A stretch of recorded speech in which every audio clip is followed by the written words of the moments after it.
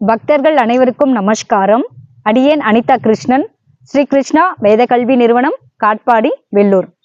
இன்று நாம் பார்க்க இருப்பது ஏகாதசி குறித்த சில சிறப்பு தகவல்கள். இப்பொழுது வரும் திங்கட்கிழமை, அதாவது 24/2/2025 24/2/2025 திங்கட்கிழமை மண்டே அன்று விஜய ஏகாதசி என்ற ஒரு ஏகாதசி வர உள்ளது. இந்த ஏகாதசிக்கு பெயர் தான் விஜய ஏகாதசி. விஜய என்றால் வெற்றி. எனவே இந்த ஏகாதசியில் விரதம் இருப்பவர்களுக்கு வெற்றி நிச்சயம். அது மட்டுமல்லாமல் அவர்களுடைய எல்லா பாவங்களும் சுத்தமாக, எந்த பாவமும் இல்லாமல், மிச்சம் சொச்சம் எதுவும் இல்லாமல் முழுவதுமாக நீங்கி விடுமாம். எல்லா பாவங்களும் நீங்கிவிடும், சர்வ நிச்சயம் வெற்றி. இதுதான் இந்த ஏகாதசிக்கான சிறப்பு இயல்புகள். இந்த விரதத்தை எவ்வாறு கடைபிடிக்க வேண்டும், இந்த விரதத்தை குறித்த சுவாரஸ்யமான ஏதாவது கதை இருந்தால் பார்க்கலாம். இந்த விரதத்தை எப்பொழுது ஆரம்பிக்கிறது என்றால், அந்த சுவாரஸ்யமான கதை எங்கு பிறக்கிறது என்றால், துவாபர யுகத்திலிருந்து ஆரம்பித்து அதற்கு முன்பு உள்ள திரேதா யுகத்தில் யார் இந்த விரதத்தை கடைபிடித்தார் என்று பார்க்கலாம். துவாபர யுகம் நமக்கு தெரியும், ஸ்ரீ கிருஷ்ணர் மற்றும் பாண்டவர்கள், கௌரவர்கள், மகாபாரத போர் நடந்தது அனைத்துமே துவாபர யுகம். அதிலிருந்து ஆரம்பித்து கலியுகம் ஆரம்பத்திற்குள்ள முடிந்து விட்டது. துவாபர யுகத்தில் ஸ்ரீ கிருஷ்ணர் கிருஷ்ண அவதாரத்தில் இருக்கிறார். பஞ்ச பாண்டவர்கள் என்று அழைக்கப்படும் பாண்டவர்களுடைய முதல் மகன், அதாவது பாண்டவர்களினுடைய முதல் மகன் தர்மபுத்திரன், அவருடைய பெயர் யுதிஷ்டிரர். யுதிஷ்டிர மகாராஜர் ஸ்ரீ கிருஷ்ணரிடம் சென்று விஜய ஏகாதசி குறித்து கேட்கிறார். அதற்கு ஸ்ரீ கிருஷ்ணர் மிகவும் புன்சிரிப்போடு விஜய ஏகாதசியினுடைய சிறப்பு இயல்புகளை கூற ஆரம்பிக்கிறார். அதாவது நாரத மகரிஷி அவருடைய தந்தையான பிரம்மதேவரிடம், பிரம்மா யார் என்றால் அனைத்து தேவர்களுக்கும் தலைவன் பிரம்மதேவா. பிரம்மதேவரினுடைய மகன் தான் நாரத மகரிஷி. அவர் பரம விஷ்ணு பக்தன். அவர் தன்னுடைய தந்தையான பிரம்மதேவரிடம் இந்த விஜய ஏகாதசி குறித்து அதனுடைய சிறப்பு இயல்புகளை கேட்கிறார். அதற்கு பிரம்மதேவரும் பதிலளிக்கிறார். எவ்வாறு பதிலளிக்கிறார் என்றால், இந்த கதை எங்கு ஆரம்பிக்கிறது என்றால், திரேதா யுகத்தில் ஸ்ரீராமர் அவர் கைகேயி பெற்ற அந்த 2 வரத்தினால் 14 வருடங்கள் காட்டிற்கு செல்கிறார். அந்த காட்டில் இருக்கும் பொழுது அவர்கள் கோதாவரி என்ற இடத்தில், பஞ்சவட்டி என்ற கோதாவரிக்கு அருகில் உள்ள பஞ்சவட்டி என்ற இடத்தில் ஒரு குடில் அமைத்து தங்கியிருக்கிறார்கள். ஸ்ரீராமர், அவருடைய மனைவி, அதாவது துணைவியாரான சீதாதேவி மற்றும் அவருடைய தம்பியான லக்ஷ்மணன், மூவரும் அங்கு தங்கியிருக்கிறார்கள். அப்பொழுது யாரும் இல்லாத சமயத்தில், ராமரும் லக்ஷ்மணனும் இல்லாத சமயத்தில் ராவணன் வந்து சீதையை கவர்ந்து சென்று விட்டான். எவ்வாறு சென்றான் என்றால், சந்நியாச வேடமிட்டு வந்து நயவஞ்சகமாக சீதையை ஏமாற்றி லக்ஷ்மணன் கிழித்த அந்த கோட்டை தாண்டி வர வைத்து புஷ்பக விமானம் என்று அழைக்கப்படும் அந்த ஆகாய மார்க்கமாக செல்லும் அந்த விமானத்தில் சீதையை யாருக்கும் தெரியாமல் கவர்ந்து சென்று விட்டான், இலங்கைக்கு சென்று விட்டான். இவ்வாறு ஆகாய மார்க்கமாக செல்லும் பொழுது பறவைகளின் அரசனான, கழுகுகளின் அரசனான சட்டாயு பார்க்கிறார். எனவே சீதையை மீட்க வேண்டும் என்று போரிடுகிறார் ராவணனுடன்.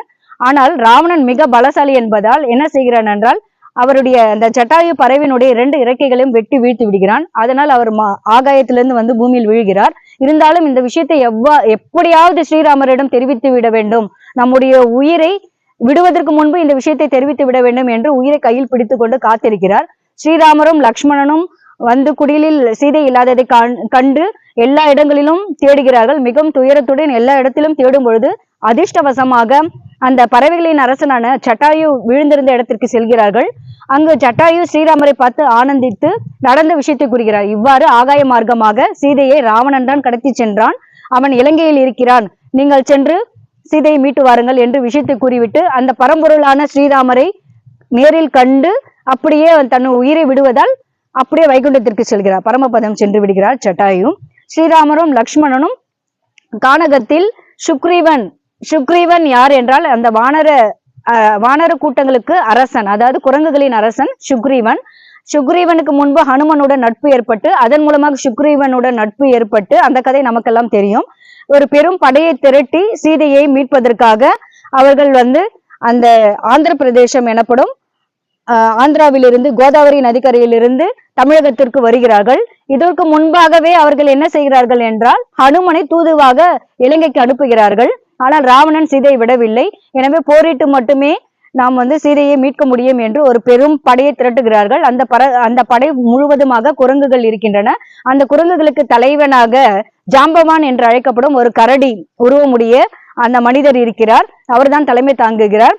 இவர்கள் அனைவரும் தமிழகத்திற்கு வந்து ராமேஸ்வரத்திற்கு அருகில் உள்ள தனுஷ்கோடி என்ற இடத்தில் தங்குகிறார்கள். தனுஷ்கோடியிலிருந்து இலங்கைக்கு ஃபுல்லாக அது சமுத்திரம் மட்டுமே இருக்கிறது, மிகவும் ஆழமான சமுத்திரம். அந்த சமுத்திரத்தை கடந்துதான் இலங்கைக்கு செல்ல வேண்டும். எவ்வாறு இவ்வளவு பெரிய படைகளுடன், இந்த குரங்கு படைகளுடன் நாம் சமுத்திரத்தை கடந்து எவ்வாறு இலங்கைக்கு செல்வது என்று ஸ்ரீராமர் மிக ஆழ்ந்த யோசனையில் அமர்ந்திருக்கிறார்.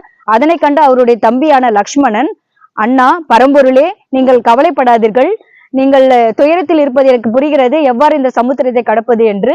அதற்கான உபாயத்தை இங்கிருந்து, இந்த இடத்திலிருந்து 4 மைல் தொலைவில் மிக அருகிலேயே ஒரு ரிஷி இருக்கிறார், அவரிடம் சென்று நாம் உபாயம் கேட்கலாம், அதற்கான வழியை கேட்கலாம் என்று கூறுகிறார். ஸ்ரீராமரும் ஒத்துக்கொண்டு அந்த முனிவரை சந்திக்க செல்கிறார்கள். அந்த ரிஷியின் பெயர் தான் பகத் ஆல்பியா என்று அழைக்கப்படும் ரிஷி. அவர் முக்காலமும் உணர்ந்தவர். வந்திருப்பவர் அந்த சாக்ஷாத் பரம்பொருளான ஸ்ரீராமர், அவருடைய தம்பி ஆதிசேஷனான லக்ஷ்மணன் என்று தெரிந்து கொள்கிறார். இருந்தாலும் கேட்க வேண்டிய முறை இருக்கிறது அல்லவா, எனவே என்னை சந்திக்க வேண்டிய அவசியம் என்ன விஷயமாக என்னை சந்திக்க வந்தீர்கள் என்று ஸ்ரீராமரை பார்த்து கேட்கிறார். அதுக்கு ஸ்ரீராமரும், இந்த சமுத்திரத்தை பெரும் அந்த குரங்கு படை அந்த சேனைகளுடன் நான் கடந்து சென்று இலங்கைக்கு சென்று அந்த ராவணனை எதிர்த்து போரிட்டு அந்த போரில் வெற்றி பெற்று சீதையை மீட்க வேண்டும், அதற்கு ஏதாவது உபாயம் இருந்தால் சொல்லுங்கள், இந்த பெரிய சமுத்திரத்தை எவ்வாறு நாங்கள் கடப்பது என்று கேட்கிறார்.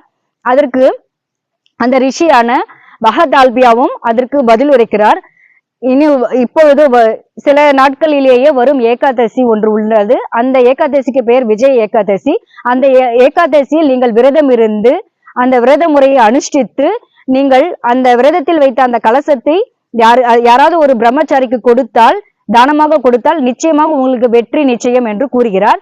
அந்த விரதத்தை எவ்வாறு கடைபிடிக்க வேண்டும் என்றால், அந்த கலசமானது, அதாவது குடம் போல இருக்கும் அந்த கலசமானது தங்கத்தாலோ அல்லது வெள்ளியாலோ அல்லது தாமிரம் காப்பராலோ அல்லது கிளே எனப்படும் மண்ணினாலோ செய்த புதிய அந்த குடத்தை எடுத்து அதனை முழுவதுமாக தூய்மை செய்து உள்ளே புனிதமான நீரினால் நிரப்பி, அந்த புனிதமான நீரினால் நிரப்பி மேலே சந்தனம் குங்குமம் ஆகியவையை இட்டு அவற்றை சுற்றி மாவிலை தோரணங்களால் அலங்கரித்து, மலர்களால் அலங்கரித்து, பின்னர் சந்தனத்தை குழைத்து பசை போல் அந்த கலசத்தின் முன்பு வைத்து பல பழங்கள் மற்றும் நெய்வேத்தியம் ஆகியவற்றை சமர்ப்பித்து நெய் தீபத்தால் அன்று முழுவதும் அந்த நெய் தீபத்தை ஏற்றி அந்த விரதத்தை கடைபிடித்தால் அடுத்த நாளான ஏகாதசிக்கு அடுத்த நாள் துவாதசி, அந்த நாளில் அந்த கலசத்தை அந்த தங்கத்தாலோ அல்லது வெள்ளியாலோ அல்லது அந்த காப்பராலோ அல்லது மண்ணினால் செய்த அந்த கலசத்தை அப்படியே எடுத்து சென்று அதற்கு வைத்த அந்த உணவுப் பொருட்கள், அந்த நெய்வேத்தியத்தையும் அந்த பழங்களையும் எடுத்து சென்று யாராவது ஒரு பிரம்மச்சரிக்கு தானமாக கொடுத்தால் அந்த போரில் சர்வ நிச்சயமாக நீங்கள் வெற்றி பெறுவீர்கள், இந்த சமுத்திரத்தை எளிதாக நீங்கள் கடந்து விடலாம் என்று உபாயம் சொல்கிறார் அந்த ரிஷி, பகதால்பியா என்ற அந்த ரிஷி. ஸ்ரீராமரும் அதனை கேட்டு அந்த விரதத்தை கடைபிடிக்கிறார். அதே போல் அவர் அந்த சமுத்திரத்தை கடந்து இலங்கைக்கு சென்று சீதையை மீட்டு போரில் அந்த ராவணனை கொன்று சீதையை மீட்கிறார்.